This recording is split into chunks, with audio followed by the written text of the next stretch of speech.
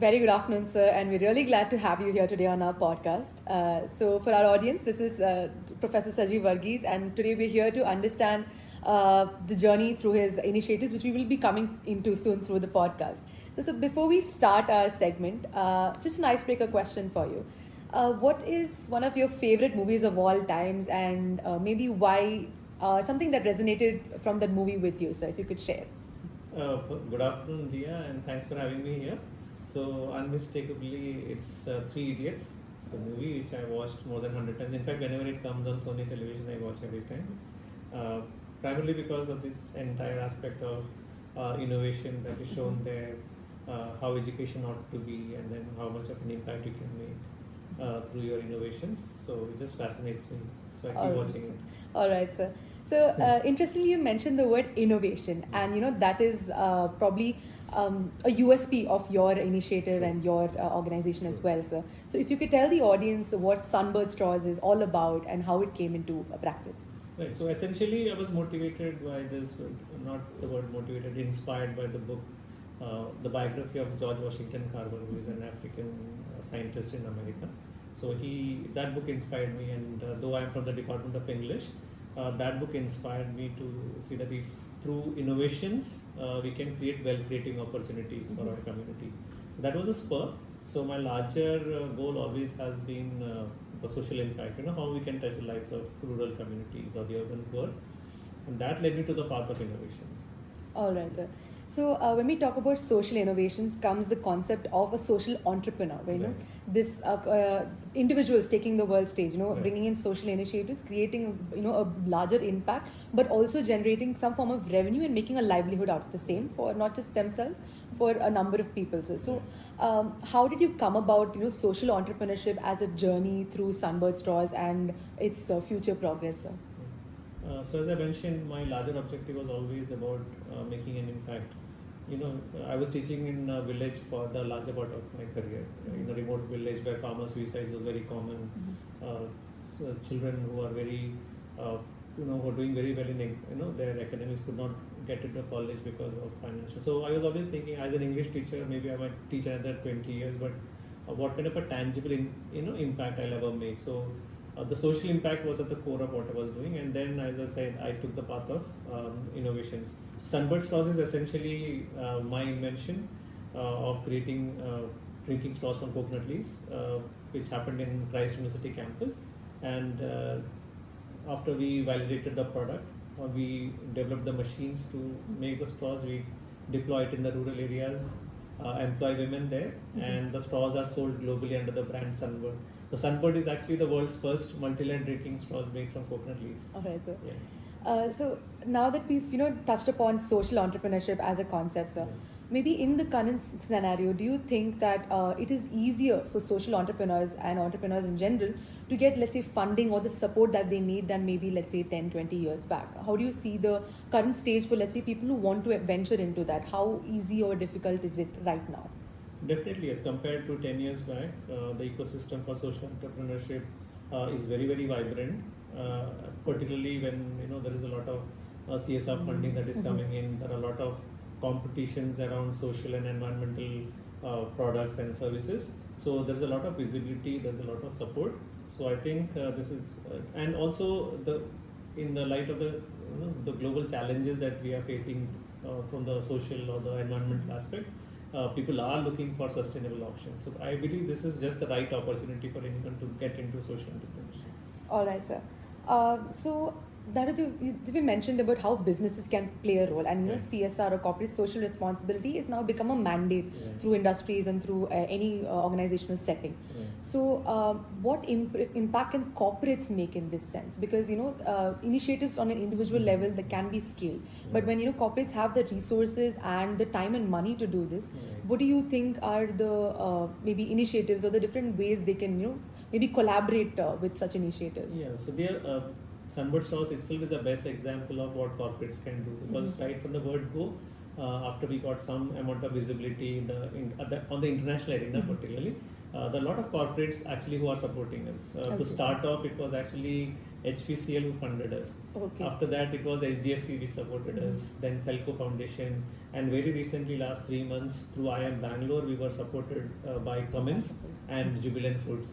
So that itself, is a validation of the fact that CSRs and corporates actually can play a very big role to nurture social entrepreneurs like us. So through your current projects, maybe from your starting of this journey, what are some of the achievements that you've had as milestones for Sunbird Straws while you've been through this journey? Yeah, in terms of milestone, right from the time we started, we had very clear roadmap and timelines and goals. So first, we wanted to make a product which was going to be taken by people not because it was sustainable, but because we had a very good product to offer, both in terms of efficiency, in terms of finesse. So we had a roadmap that we have to have a product which people will buy for its own efficiency and finesse, and not as a part of their generosity towards us. So we spent 1 year on building our product, and another 2 years we have been actually upgrading our technology. So though we are a social enterprise, we wanted to make it really profitable. So we had to increase the productivity, bring down cost of production, so that the women are actually helped. So it is a social enterprise, but it's a fine balance between social enterprise and technology upgradation. So our roadmap was then to build up the technology. So initially we had just tabletop machines where the cycle time was 45 seconds to make one straw. Now we have upgraded and brought the second generation machines where we can make one straw every 2 seconds. And now we are moving towards a technology where we can make 20 straws in a minute. So that just means more income for the women. At the same time, the cost of production comes down and we can reach a wider market. So the roadmap was very clear. So the milestone for us was that we have now come to a better productivity and we could bring down the cost of production. So I've also understood that Sunbird Straws has received a lot of recognition and accolades in the global stage. So if you could just share some of it for our audience benefit as well. Yeah, I mean, right from the word go, thankfully that was the best thing that happened to us. We won an award, the Climate Launchpad Award in Scotland. After that, we recently won the Mars Challenge Switzerland Award. Yeah, and I also won the United Nations Development Program award for creativity. Congratulations. Yeah, and very recently, the best thing that happened last week was that United Nations has now asked for our products. Yesterday we sent the first batch of eco-friendly pens. We make pens as well to the International Trade Center in Geneva. So these are all some of the accolades which is taking us forward. So these awards and recognition is actually helping the cause and the mission of our project. So essentially, since you've mentioned that you initially started off with straws as one product, and now you're currently venturing into, let's say, pens. Pens that the body is probably made out of coconut or other fibers. So how does the ideation process work? Because when we say sustainable products or say sustainable materials being used in common products, there might be a misconception there. That this might involve heavy R&D. It takes a lot of time and process. Is it viable in the future? Because at the end of the day, this should generate revenue for you. So how does that work out at Sunbird? So one of the approaches we have is that we always have a narrow focus. So the many people ask, anyway you're in the eco-friendly segment, why don't you try out cutlery, eco-friendly and all of that. So we, as a company, we decided that we have a narrow focus. We work only on straws. So only trying to make it better, and we recently started making straws from the cuticle of another plant called pandanus. We also make straws from the cuticle of pineapple leaves, so we can widen the ambit of our raw material, impact more communities. But our narrow focus has been straws and making it better and better, because I believe that you become the go-to person for one product globally. That has been our approach. But yes, it is quite a task in itself. In terms of the R&D that goes into building that product, and then the technology to make the product, because the product in itself won't become commercially viable unless you have the proper technology to back it up. So yes, considerable amount of, and that's exactly why a social enterprise like ours, which has a manufacturing process that to evolve takes a much longer time than something like a edtech or a fintech. So for them the growth is much faster. Ours is definitely much slower, so we need a lot of patience. So typically, let's say if you were to launch your pen into the market, right? So what would the funnel look like? The timeline funnel would look like from, let's say, your R&D to the investments and the final output. What would that now look that we like? already have some sort of a launch, our funnel is typically between 6 months to 8 months. It works for us. And moreover, what I was telling about a narrow focus, and then why you might ask why when you went for pens actually. Pens is actually a vertical innovation of the straws itself. All right. It's a combination of the 8 mm straws and 6 mm straws, where we reject lot of straws at our end before we send it out to the beverage chains. So pens came as a vertical innovation. So there's upcycling happening in the process itself. Yeah. That's why we just went with pens, but otherwise we didn't venture into too many products. So what I would like to ask at this point is, how has your perspective on sustainability as a concept changed over time since you've started this, and even before this, and in the present and maybe future? How has your idea of your view of sustainability and maybe your worldview of sustainability changed over time? Yeah. So when I started, as I mentioned, my prime objective was always about making a social impact. And sustainability, I never have, a very myopic view of sustainability. So you cannot have a larger chunk of your, people below poverty, not even having 2 square meals a day. And then we have this whole aspect of environment sustainability. It has to go hand in hand. That has always been my perspective. It hasn't changed much. And when we were winning the Swissry competition, the final competition, the judge asked me, which is more important for you, the social impact or the environmental impact? So without battling an eyelid, I just went for social impact first. Because if I have a child who is hungry in front of me, I cannot give him a lecture on sustainability. I have to first ensure that he's well fed. And then maybe he can become a responsible citizen of sustainability. So this has always been my take, because we cannot talk sustainability in very narrow terms, and there's a lot of greenwashing that goes around, right? We can talk big about sustainability, but when it comes to actual practice, we always fall short. So for me, both has to go together. And I think it has not changed actually. All right, sir.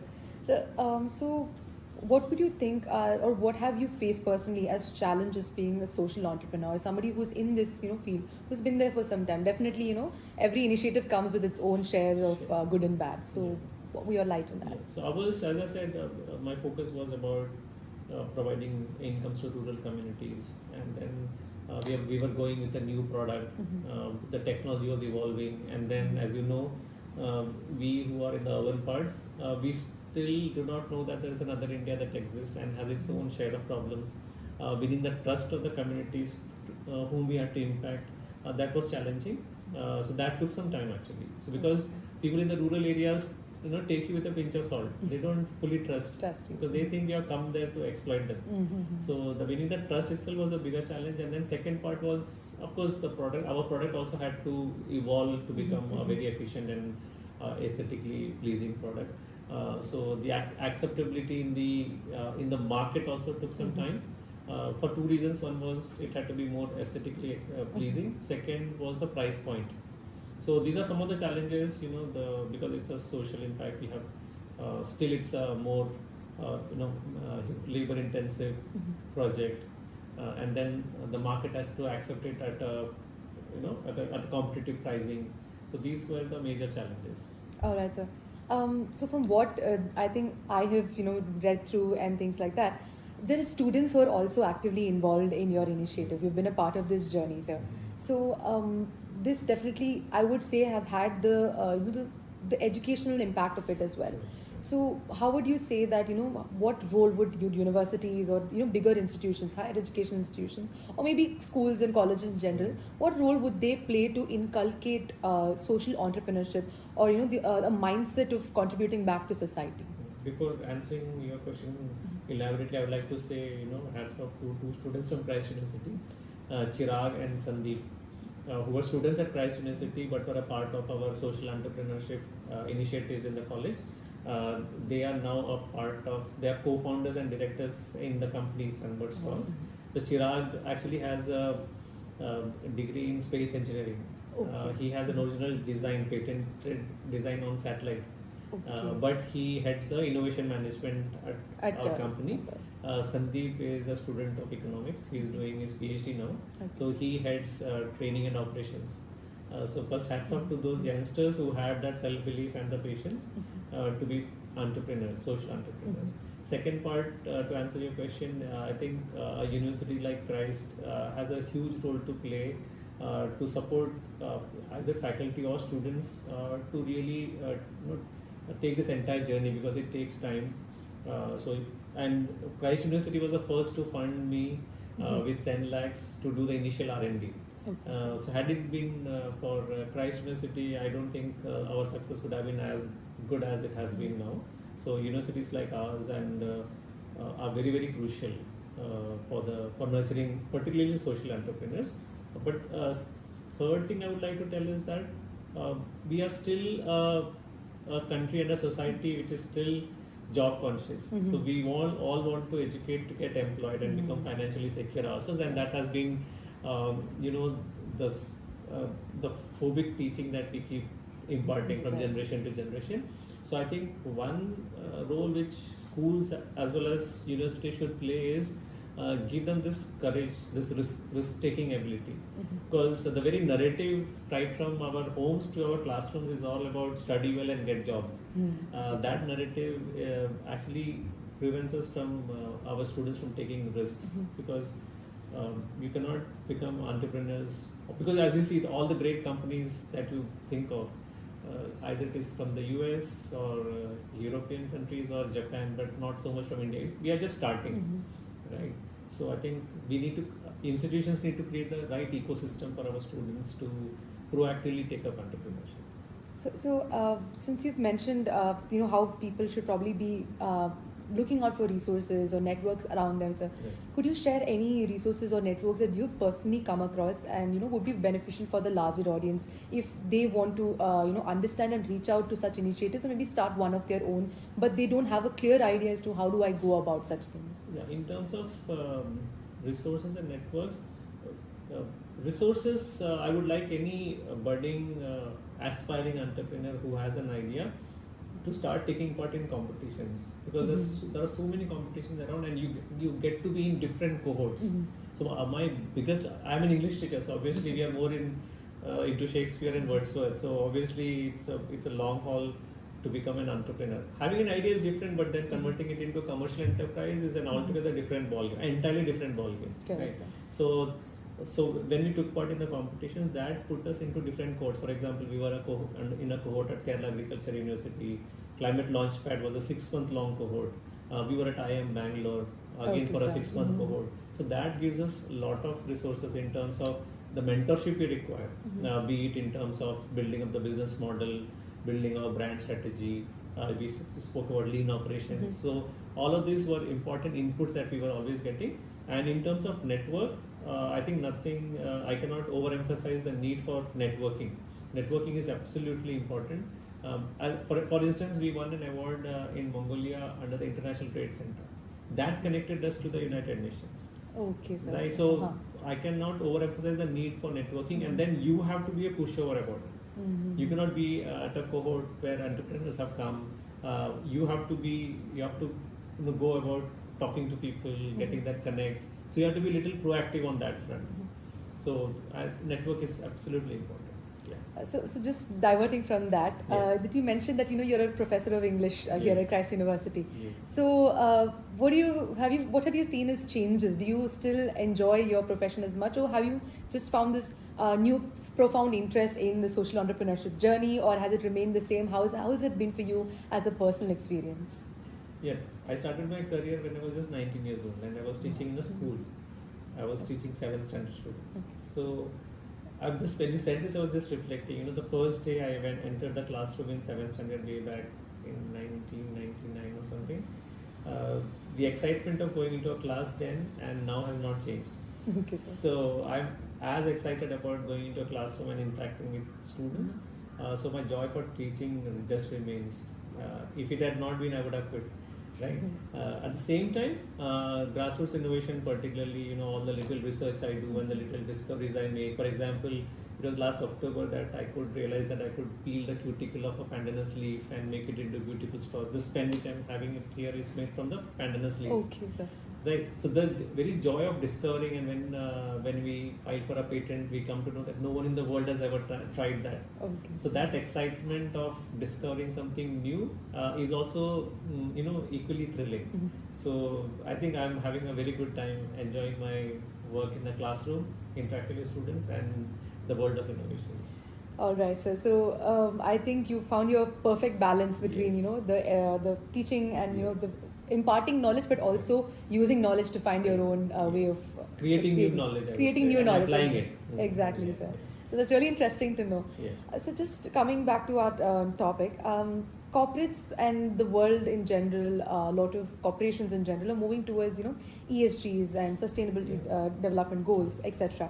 So how does this seem to have impact on maybe initiatives like yours, or do you align yourself with it actively, or it is a part of the journey? And maybe what do you think future organizations can take up as alignment to these goals and initiatives? Yeah, this entire ESG paradigm that has come in for companies, and even for a company like ours, we also need to be extremely careful about Correct. the ESG goals as a social impact startup. I think this is the way the world will move for the next 45, 50 years. So we have to be absolutely conscious. We have to be proactive about our ESGs. For example, we are trying to get the certifications for fair trade practices. We are very careful about how the profits from our company itself is going to be used for social impact. So and the environmental impact, for instance. So we have to be very serious about it, and we have to be very proactive, and that is the only way to go ahead. Correct. Right. So that's the only way we, for the very human survival itself, it's going to be expedient now. So maybe for the audience, what do you see as Sunbird Straws as a company, as a social entrepreneurship initiative, 5 to 10 years down the line? What do you envision for the organization? We have already kept a 5-year goal for us. We want to reach a production of 10 lakh straws per day and provide employment to 1,000 women in rural India. So our parameter is all about how many women are we impacting, because at present we have 5 production centers in 3 states of India, and 107 women are employed.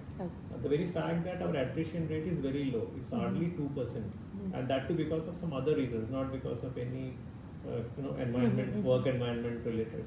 So the very fact that, and we have the production centers very close to the house of the women who stay with us, or who work with us, because we want it to be a very conducive working environment. So we want to create a very conducive working environment in the rural areas. And ours being a manufacturing process, it's not based on a harvest. We can provide consistent incomes. We believe that we can make a very big impact. So our next 5 years, we want to reach 10 lakh stores per day. But then we are very audacious about our plans. We already have very good inquiries from countries like Philippines, Sri Lanka, Thailand, Indonesia. Now, because I'm making straws from pandanus leaf, we have inquiries even from Hawaii, Madagascar. So we are audacious enough, and we want to make it into a multinational company. And Sunbird Straws has to become the global brand of rural India. Definitely, sir. We do wish you all the best.